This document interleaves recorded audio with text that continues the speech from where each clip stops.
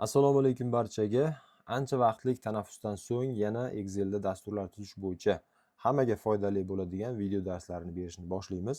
Bugungi video dars o'ylaymanki barchaga birdek manfaatli bo'ladi. Sababi kassa kirim chiqimlari hisobotlarini tuzishdagi ko'pchilik qiynaladigan eng ilmoqli holatlarga aniq amaliy yechimlar berib o'tishga harakat qilaman.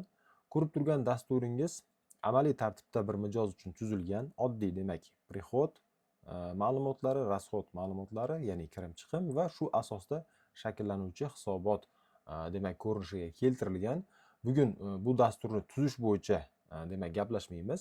Sababi asosiy eng qiyin bo'ladigan joyda mana shu kun boshiga qoldiq va kun oxiriga qoldiqni ma'lum bir davrlar demak oralig'ida qanday demak hisoblanishini ko'rib o'tamiz. Bilamiz, bu narsani odatda o'sha sum если funksiyasini qo'llagan holatda biz kirim chiqimlarni hisoblay olamiz. Ya'ni dollarni dollar, so'mni so'm holatda yoki umuman kirimini kirim, chiqimini chiqim holatda shartlarni kiritish orqali biz hisob kitob qila olamiz. Lekin bizda bitta muammo bo'ladiki, mana bu kun boshiga qoldiq va kun oxiriga qoldiqni biz mana bu davrlarga bog'laganimizda bizda odatda muammo yuzaga kelib qoladi. Bugun ana shu muammoni qanday yechilishini demak optimal holatda, sodda holatda tushuntirishga harakat qilaman. Keling bitta biz misol yozib bu narsani ko'rib olamiz, keyin yangi demak Excel faylni ochib ana shunga bu narsani noldan tushuntirib o'taman. Masalan, deylik, prihodda keling mana 1-yanvar holatiga bizga biror mijoz $500 pul bergan bo'lsin.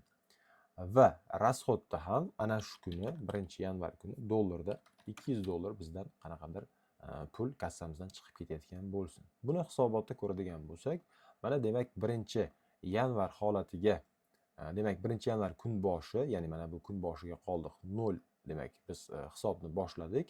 Ana shu kuni kirim $500lik kirim amalga oshirilyapti va chiqim $200 tashkil etyapti. Bizda kun oxiriga qoldiq, ya'ni 1-yanvar kun oxiriga qoldig'imiz $300 tashkil etyapti. Endi bizda shunday holat bo'lishi mumkin. Kassa odatda kunlik hisob kitobi ko'rib boriladi. Endi mana bu yerga biz 2-yanvarni belgilaganligimizda mana bunday tartibda $300 kun boshiga o'tib qolishi kerak. Mana shu holatni chiqarishda ko'pchilikda muammo bo'ladi. Sababiki biz agarki davrlarga bog'lamagan holatda kirim chiqimni yig'ib borsak, unda muammo yo'q. Lekin bizda har kunlik kirim chiqim albatta kun boshiga va kun oxiridagi qoldiqlarga ta'sir qilishi natijasida keyingi davrni belgilaganimizda mana shu demak qoldiqlarni chiqarish bizda muammo bo'ladi. Bugun mana shu narsaga demak batafsil yechim berishga harakat qilaman. Keling buni berkitib qo'yamiz. Yangi Excel demak ochib olamiz. Keling nomini kassa deb nomlaymiz. Mana hozir kassamizni ochib oldik. Xo'p, bu yerlarimizni ko'rsatib olsak bo'ladi. Ko'pchilikka tavsiya beraman mana shu Aptus Nero shriftdan foydalanish, jирный va mana bunday holatda listimizni standart holatga keltirib olish bu bir qandaydir qulaylik taqdim etadi menga odatda. Xo'p, keling, birinchi demak ustunimizda sana bo'ladi, keyingisida demak tip deb nomlab olsak bo'ladi. Bu kirim yoki chiqim ekanligini ifoda etadi. Biz hozirgi dasturimizda kirim chiqim alohida listda berilgan. Biz yana ham optimallashtirib buni bitta tanlanadigan demak выпадающий список ko'rinishida berib o'tsak bo'ladi. Ya'ni bitta oynani o'zida biz ham kirim ham chiqim operatsiyalarini yozib boramiz va shu asosda shakllanuvchi demak hisobotga ega bo'lishimiz mumkin. Xo'p, uchinchi ustunimizda summa bo'ladi. Keling mana shu oddiy strukturadan boshlasak, hamma mana shu asosni tushunib olsa, o'ziga moslab keyin xohlagan turdagi kassa hisob kitobi uchun dasturni yaratib olish imkoniyati paydo bo'ladi. Biz umumiy jadvalni kichkinaroq qilaman. Aslida bu narsani o'zingizdagi kunlik bo'ladigan operatsiyalar soniga qarab, masalan 1000 qator, 2000 qator, 10000 qator va hokazo demak belgilab olishingiz mumkin. Hozircha biz tushunib olishimiz uchun demak mana shu qatorlar bizga yetadi. Xo'p, keling shapka qismini ham chiroyli ko'rinishga keltirib olamiz. Mana bu rangni belgilaymiz va mana bunday tartibda. Endi kattalashtirib olamiz bu narsani. Biz tepadagi qator kerak emas ekan. Xo'p, sana ustunimizni biz data formatiga o'tkazib olamiz. Ya'ni 1-yanvar holatda yozganimizda mana bunaqa formati chiqishi kerak. Endi mana bu tipni demak biz kirim yoki chiqim deb belgilashimiz uchun bunga biz выпадающий список demak formatini berib qo'yishimiz kerak. To'liq belgilaymiz. Bu narsani avvalgi video darslarimizda ham ko'rsatganman. Yana qaytarish bo'ladi. Va bu yerda данные vkladkasida проверка данных bu yerdan biz spiskani tanlaymiz va istochnikni biz ikki holatda nima kiritsak bo'ladi. Ya'ni bu yerni o'ziga o'zimiz yozsak ham bo'ladi yoki qanaqadir bir yacheykalarga bog'lab qo'ysak ham, ya'ni kirim, chiqim nomini berib, mana shunday bog'lasak bo'ladi.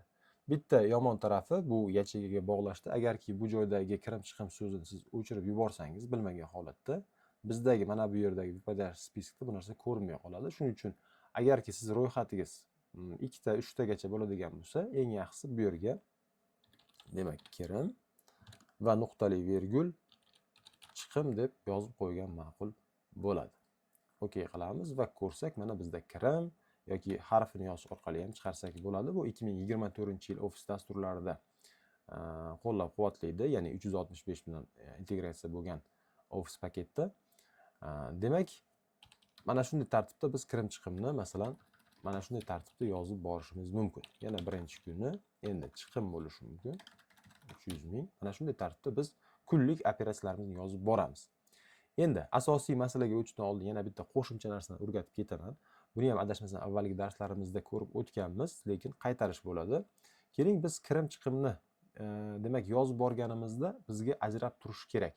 Ya'ni biz hozir faqatgina mana bu chorniy beli holatda bo'lganda chalkashib ketishimiz mumkin. Shuning uchun bizda keling mana bunday tartibda to'liq jadvalimizni belgilab olamiz va mana главныйda условия форматирования bo'limida создать правила qilamiz va formula kiritib qo'ysak mana bunday tartibda, ya'ni mana bu ustunimizni belgilaymiz va ko'rib turganingizdek dollar belgisi mana bu harfdan ham oldinda ham ortda turibdi. F4 ni demak 2 marta bosish orqali buni demak mana bu S harfimizdan oldinga o'tkazib olamiz. Agar demak S3 katakchamiz teng bo'lsa mana bunday tartibda yozamiz, ya'ni qo'sh tirnoq ichiga kirim so'ziga teng bo'ladigan bo'lsa, keling biz format berib qo'yamiz. Bu yerda bir necha format berish uchun bizga holatlar berilgan, ya'ni zalivkasini o'zgartirishimiz mumkin yoki mana bu yerda shriftlarni o'zgartirishimiz mumkin. Bu o'zimizni demak xohishimizdan kelib chiqib amalga oshirsak bo'ladi. Keling men faqatgina shrift rangini o'zgartirib qo'yishni tanlayman. Agar kirim bo'ladigan bo'lsa, mana bunday tartibda yashil rangni belgilab qo'yaman. Mana o'zgarib qoldi. Endi mana shu shartni ikkinchi holatga ham berib qo'yamiz. Yana mana shu formulaga S demak 3 katakchasini belgilaymiz va bu yerda shart pastga qarab yurishligi uchun biz mana bu F4 ni 2 marta bosib dollar belgisini demak harfni boshiga o'tkazib qo'yamiz. Mana shunga e'tibor berib qo'yish kerak. Ko'pchilik dollar belgisini ham harf oldida va harfdan keyin qo'yib qo'yadi. Bunda faqat qotib qoladi. Mana shu katakchani o'zigagina bog'liq bo'lib qoladi formula. Shuning uchun biz dollarni boshiga olib o'tib qo'yamiz. Endi teng. Xo'p, keyingi so'zimiz demak chiqim.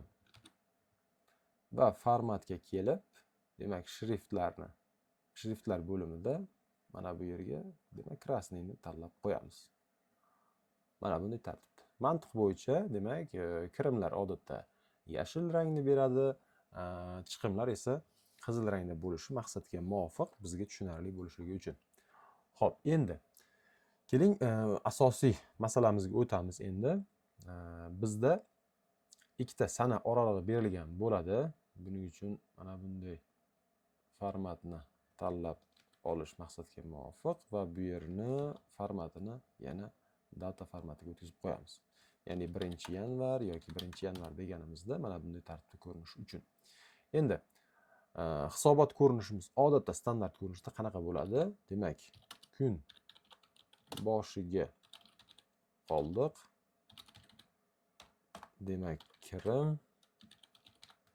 chiqim va kun oxiriga qoldiq ko'rinishda yozsak to'g'ri bo'ladi. Va bu yerni belgilab qo'yamiz. qilib bizda hozir faqatgina bitta valyutaga nisbatan yoki bitta kassaga nisbatan hisoblanyapti.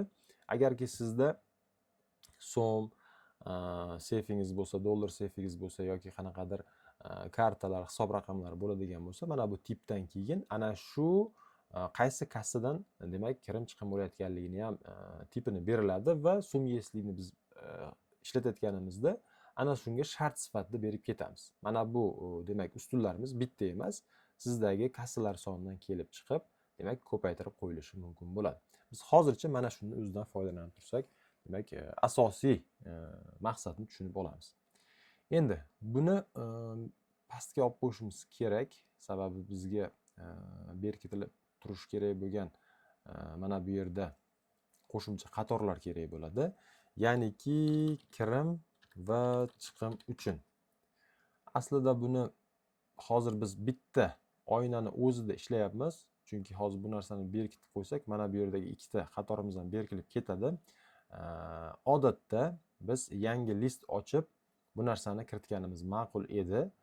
Lekin bizga hozir umumiy holatni bitta oynada ko'rib tushunib olishimiz uchun, demak men bitta listni o'zida bu narsani hisob kitobini amalga oshiryapman.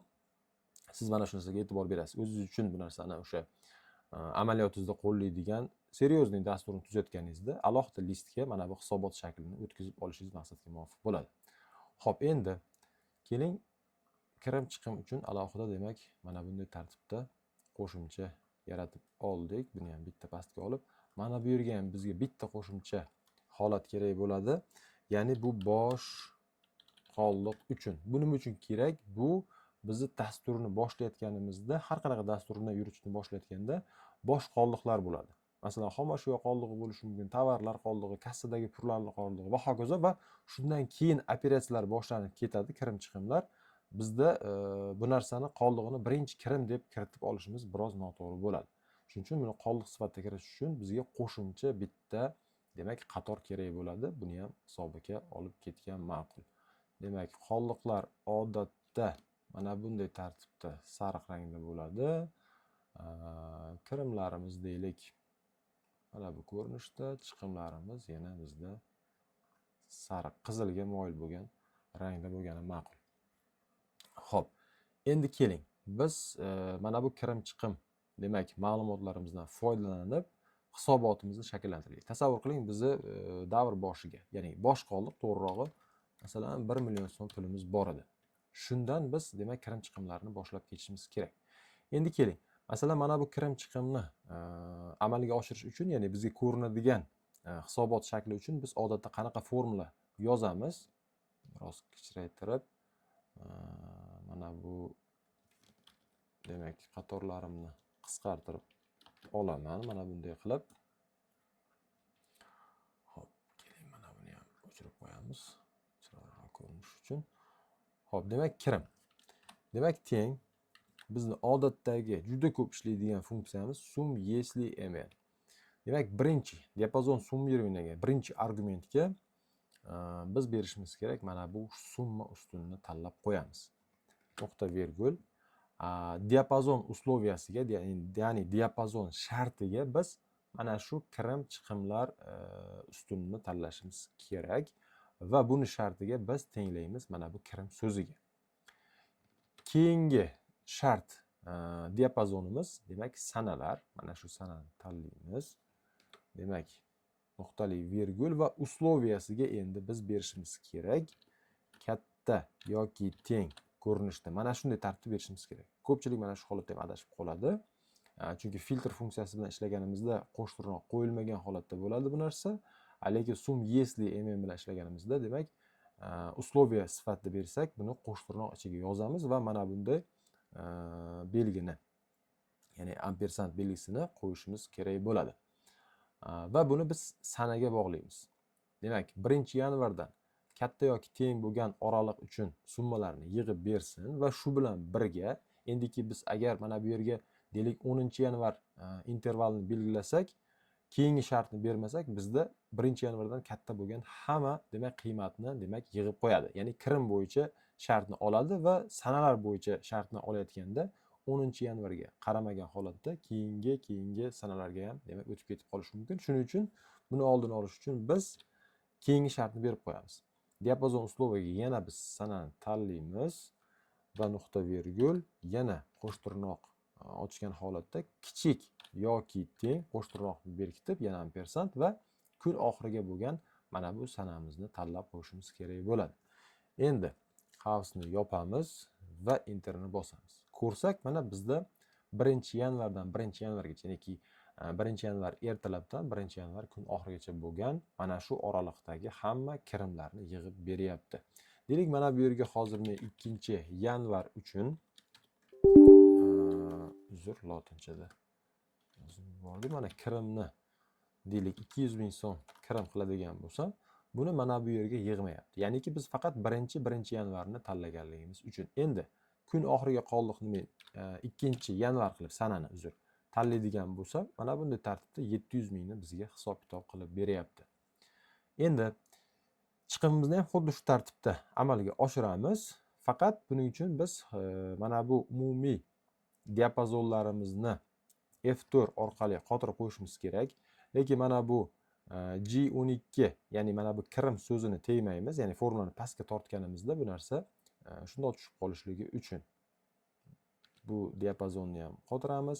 Sanalarimiz ham doimiy o'zgarmas bo'lganligi uchun F4 bilan hammasini demak qotirib qo'yapmiz. Endi formulani kopiya olamiz. Pastga hozir shundoq enter bilan men tashlab qo'ysam, mana bunday ko'rinishda buni rangi ro'yi ham o'tib qoladi. Shuning uchun keling, buni oddiy usuli demak kopiya olamiz. Mana bu yerga kerakli yacheykani tanlab, Ctrl Alt V ni bosamiz va mana bu formulani o'zini tanlab qo'ysak, bizda demak formatlari ko'chib qolmaydi, lekin formula pastga o'tib qoladi. OK ni bosamiz. Mana ko'rsak, qizil demak zalivkadagi formula lekin to'g'ri ishlash holatida bizga pastga o'tib qolyapti. Endi bizda mana bu qoldiq masalasi muammo bo'lyapti. Ya'ni hozir bu yerda teng demak kun boshiga qoldiq plus kirim minus chiqim qilib qo'yadigan bo'lsam, mana 400 ming. Lekin mana bu kun boshiga qoldiqni qanday hisoblayman degan masala bizda ko'ndalang chiqib qoladi. Bizni bugungi masalamizni eng asosiy ilmoqli joyda o'zi mana shu hisoblanadi. Buning uchun bizda mana shu 1-yanvargacha yoki deylik bu yerni 2-yanvar qilsak, 1-yanvardan yoki mana bu ma'lumotlarimizni yozishni boshlagan vaqtdan 2-yanvargacha bo'lgan barcha kirim chiqimlarni bitta aylantirib, ya'ni sikl holatida hisob-kitob qilib olish kerak bo'ladi. Ana shu uchun bizga mana bu qo'shimcha kirim chiqim demak yacheykalari kerak bo'ladi. Keling, bu holat uchun qanday formulani demak yozib chiqamiz. Buning uchun demak barobar yana odatdagidek yana sum если mn diapazonni tanlaymiz. Demak, yig'ilishi kerak bo'lgan diapazonimiz mana shu D ustuni. Ikkinchi shartimiz demak yana xuddi kirim chiqimlar tiplar orasidan kirimga mos bo'lgan demak tiplarni ajratib olyapmiz. Uchinchisi endi mana bu sana diapazonni tanlaganimizda mana shu joyda e'tibor berish kerak.